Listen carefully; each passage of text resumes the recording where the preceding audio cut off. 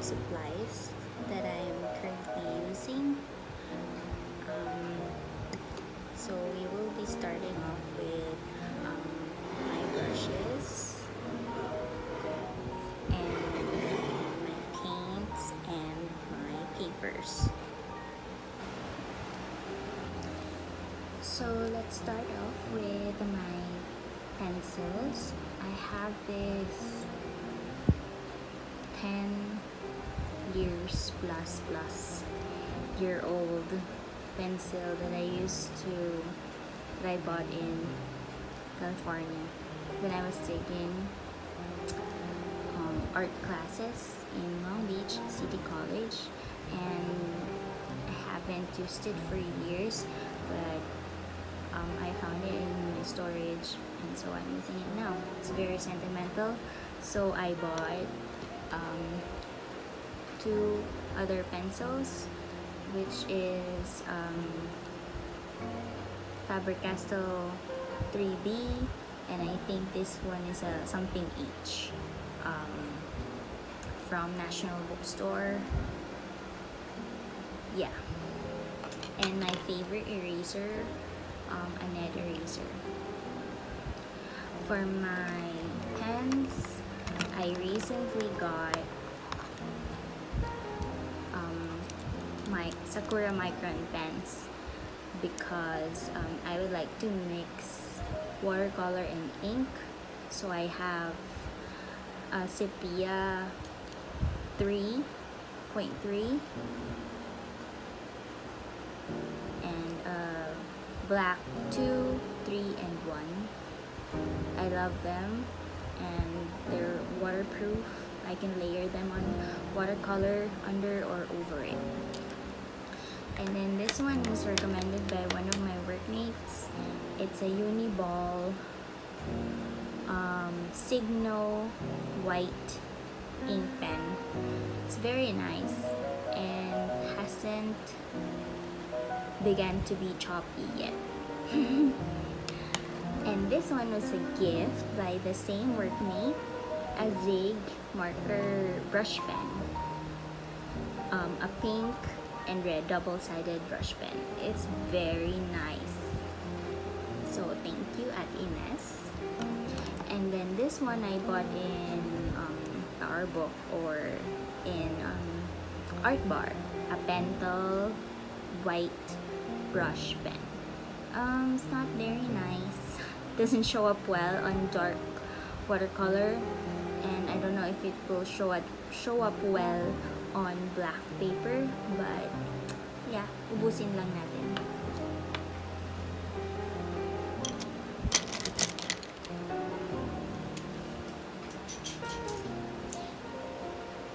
So next will be my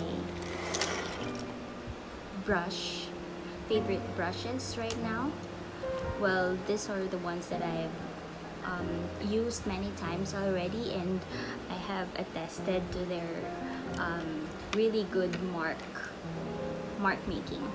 So these are two cheap water brushes from Shopee. I think 169 pesos lang ang set of 6, and ang ganda ng marks nito. You can put water here, and this one I use, it's a bigger one, and then the other one is for finer ones. My very first art purchases in Shopee na hindi ko pinagsisihan. Very nice.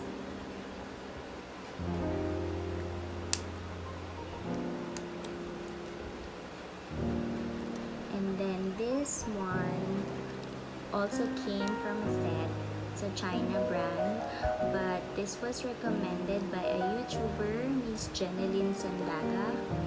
I bought this from her shop in Shopee, and I like the marks that they make. So this one is the most frequent brushes that I use from her set. It's the number 8 and number 2. Very pointed, so they make good leaves.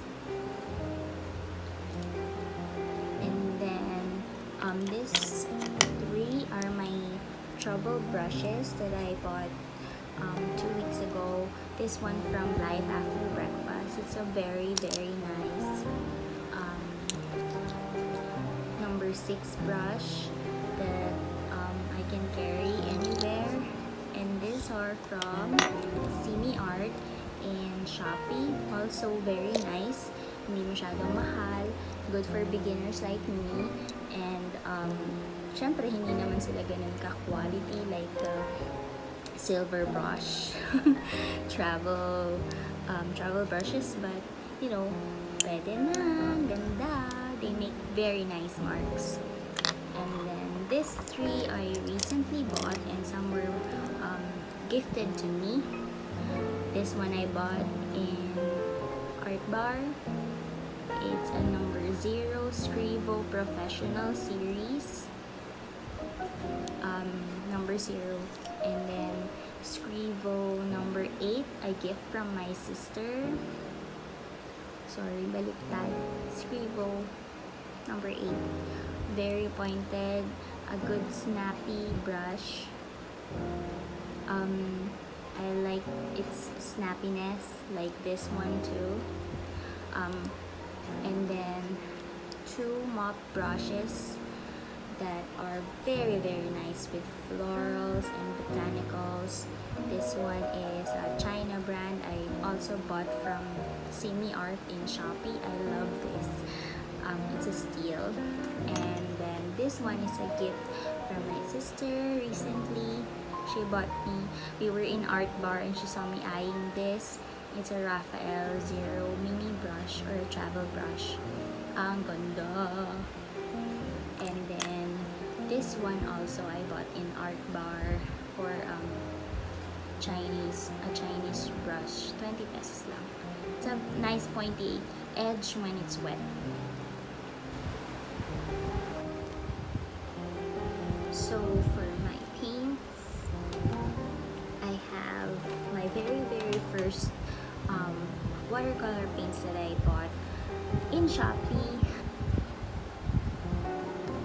The Simba Lion 48 watercolor cake set. I love the color selection here. The colors are also very intuitive, so you can really start off practicing here with a lot of greens, blues, and reds. So ito yung pinakauna kong watercolor na nagamit ko for many of my practice paintings nung nagsisimula pa lang ako last July. Mura lang siya sa Shopee. And so yan yung sinimulan ko sa aking art journey. And then next, I bought the Brang watercolor set, 16 colors in National Bookstore, because over time, as I'm watching YouTube videos of artists, watercolor artists, a lot of them have recommended Brang watercolor for beginners like me.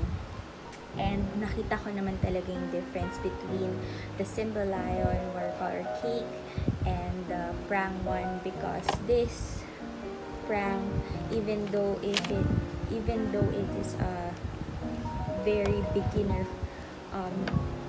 paint set, student grade, it's very smooth and vibrant for a beginner. Dito talaga ako natuto mag-mix ng colors. So, ang ganda niya, ang smooth niya sa paper. Basta, gustong-gusto ko talaga to. And I kinda wish na ito yung nauna kong bilhin kesa dun sa Simba Lion 48 colors, so that na-practice ko talaga ang pag-mix ng color nung simula pa lang. Pero right now, this is one of my most used watercolor when I'm practicing, or if I'm making practice pieces bago ako gumawa ng final pieces. Yan. I might give away my Simba Lion to one of my friends or relatives who also want to start watercolor painting. So the next watercolor set that I bought was the Sakura Koi watercolor, 24 colors. I loved how this set is compact and you can bring this anywhere, and the colors are quite vibrant also. And so as you can see, I do not clean the palettes because I want to remember the mixes that I made when I was using the palette. So nandyan yung mga mixes ko from 3 weeks ago. Para maalala ko lang sila. And it's nice to look at, actually. A beautiful chaos. And so, yan yung set. And then it came with a water brush here, two sponges for wiping off excess water. It's very nice, vibrant colors for beginners. Pero over time, I realized it's kinda chalky compared to Prang. Prang is so smooth. Pag nakita mo yung painting ng Prang, tas hinawakan mo, it's smooth on paper, and I like it so much, even though I know it's not gonna stay there for a long time, because student grade watercolors is not known for its light fastness, meaning yung gano'n siya tatagal sa papel. Pag nasisinagan siya ng araw, nahahanginan siya, yung pigment syempre nawawash away or nililipad. So yun yung kaibahan ng expensive paints versus cheap student grade paints. So talagang okay sila for sketchbooks, pag i-store mo lang naman sila sa cabinet, or hindi mo naman sila balak i-display on the wall.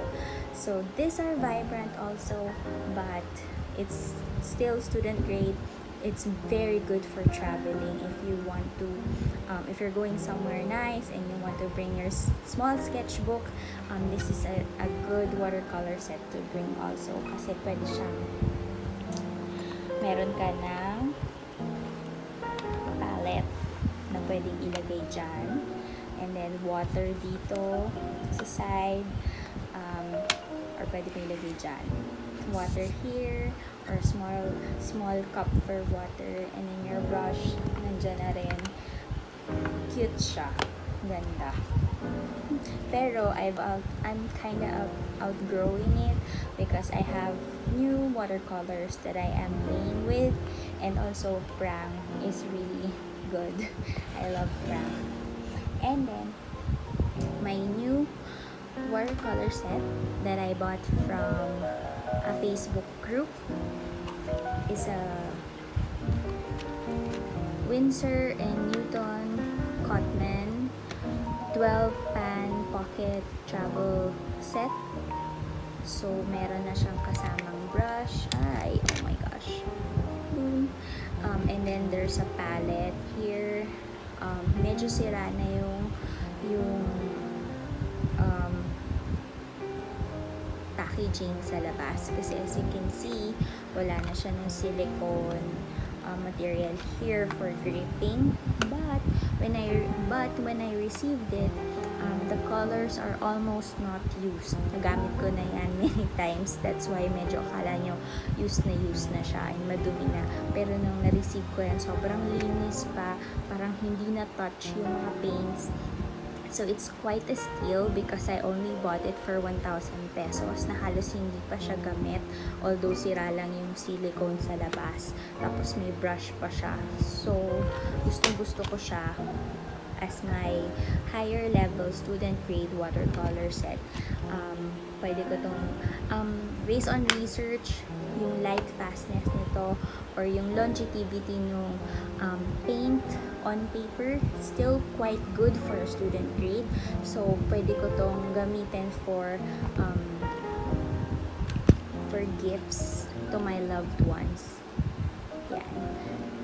Ito yung pwede kong gamitin for small gifts. And lastly, my treasure. This is a palette that I made myself.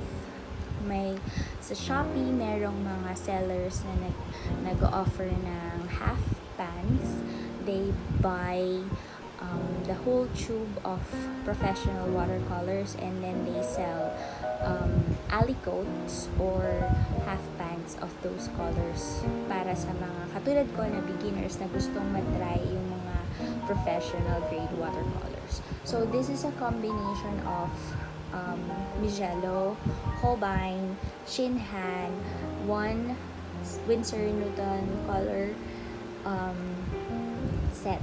So I have a Holbein Van Dyke Brown, a Holbein Indigo, my favorite color, my Jello Hooker's Green, a Holbein Permanent Yellow Orange, Winsor Newton Potter's Pink, which is a really cute millennial color, a Shinhan Permanent Violet, Shinhan Burnt Sienna, Shinhan Viridian, Shinhan Lemon Yellow, Shinhan Peacock Blue, Shinhan Permanent Red, and Jello Rose Madder, which I use frequently for my roses and flowers. So the color selection here is I selected with the help of the sellers of these paints.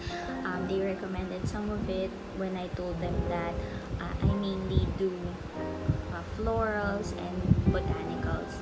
And this palette I plan to use for painting larger pieces that I want to display at my home, or to give to my loved ones someday in a frame or mounted on a board.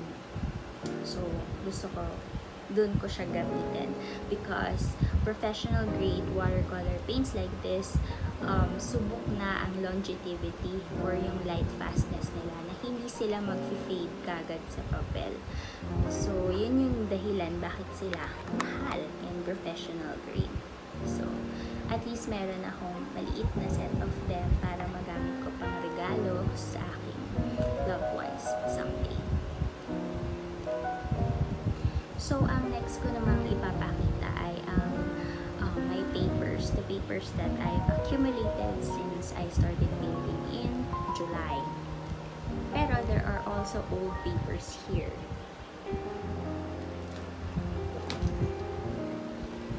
So, I have this huge leather-bound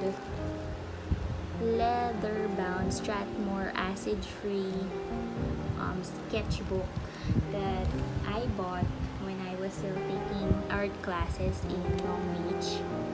So more than 10 years na to sa akin, and it's just in storage.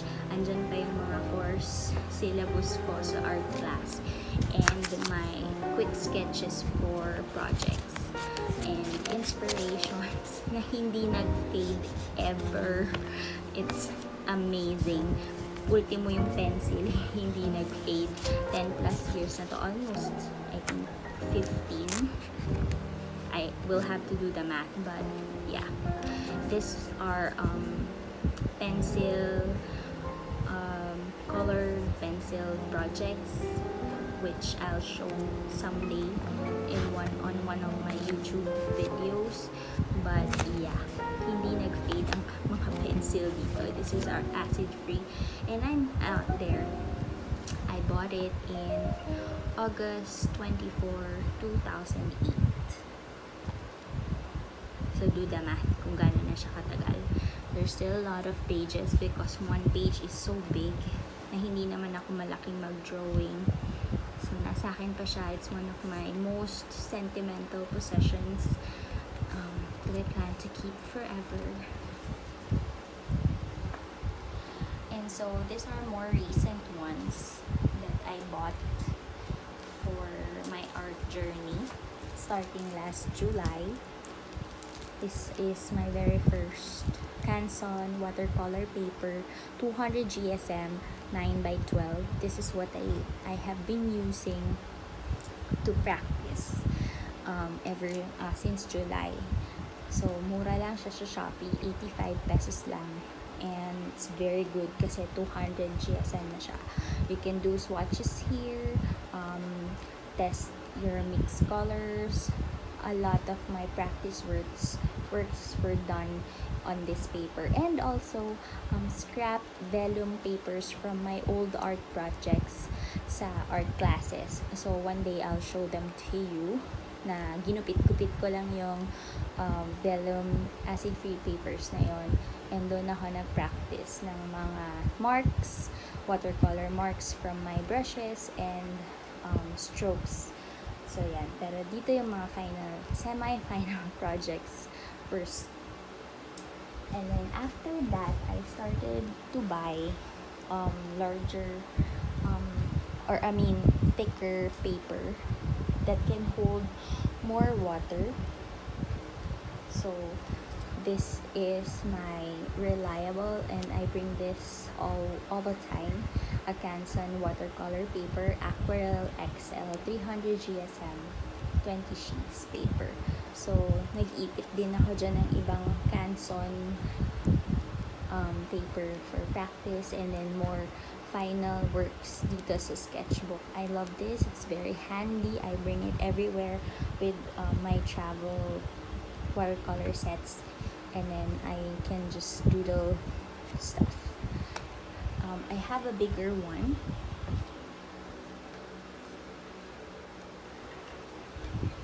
which is an Aquarel A4 size, which I plan to use for more final projects, since meron naman siyang option for meron naman siyang perforations. Pwede kong punitin yon, and then it can be framed because this is also I think acid free. Yeah. Next, I also bought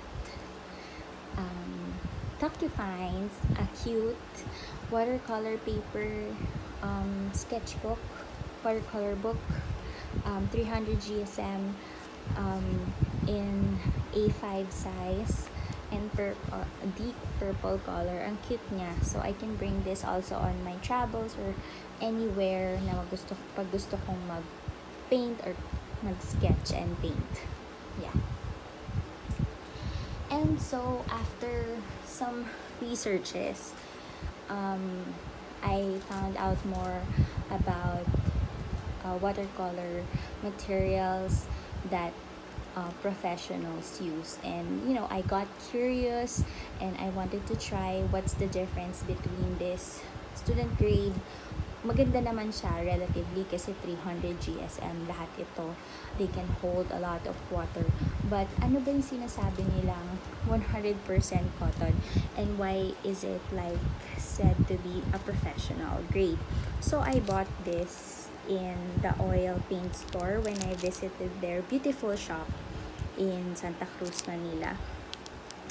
This is a postcard size cold press 300 GSM arches paper na, oh my god, when I used this, I really noticed a huge difference. Like when a paper is said to be 100% cotton, wala nga sinasabi dito, but then there are my other papers here are 100% cotton, pero this is expensive. Naramdaman ko yung difference talaga, like the water, the paint flowed effortlessly and very beautifully on these kinds of paper than the student grade ones or yung hindi 100% cotton na papers.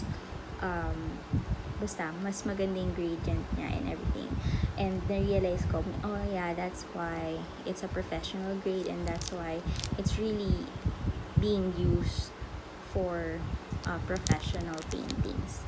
It's very nice, and I plan to use this for gift to my loved ones. Yan.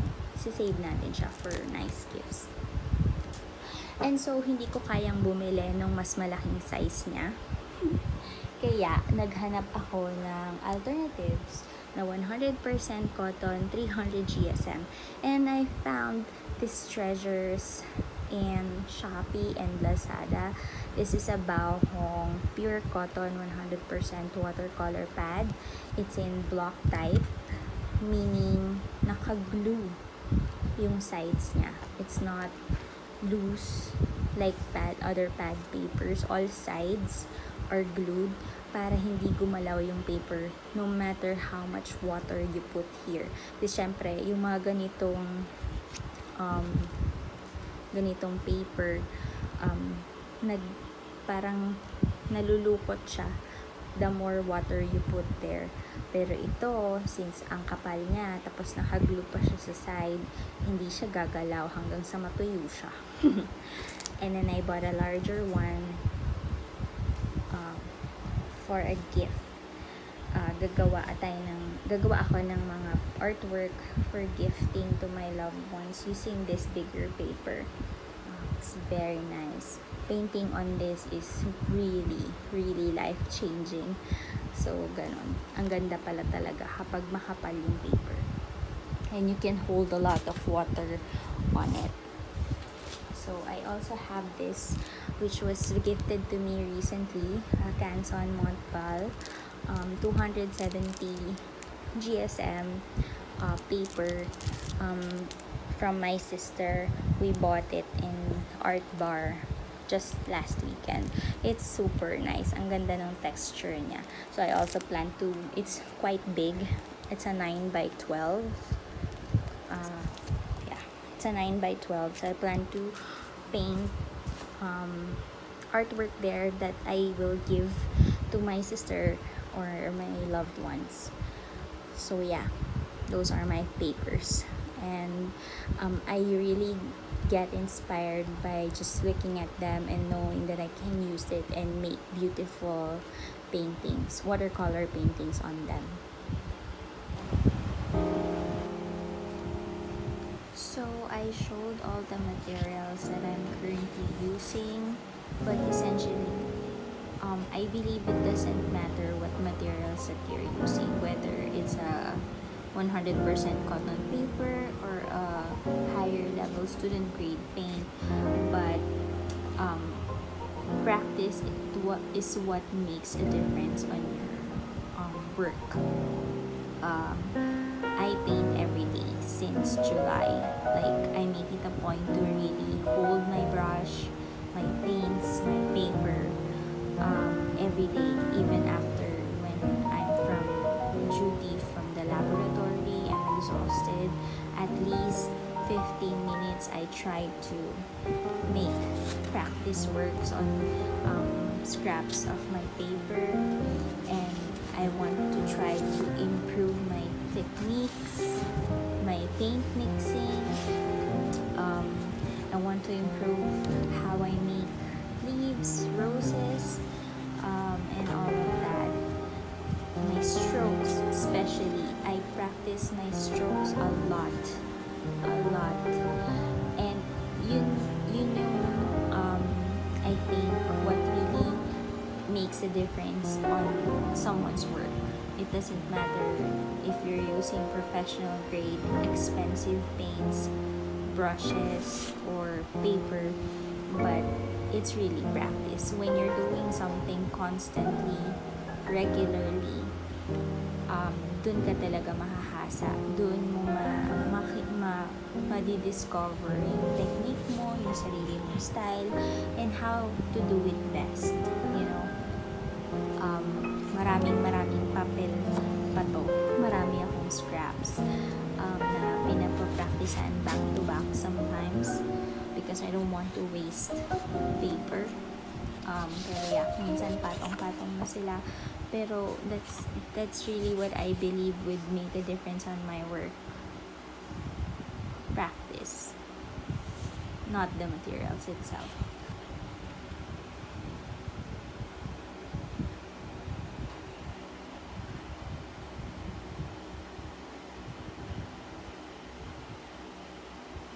So I hope you found this video interesting, and I really want to share my art journey and as a way to also express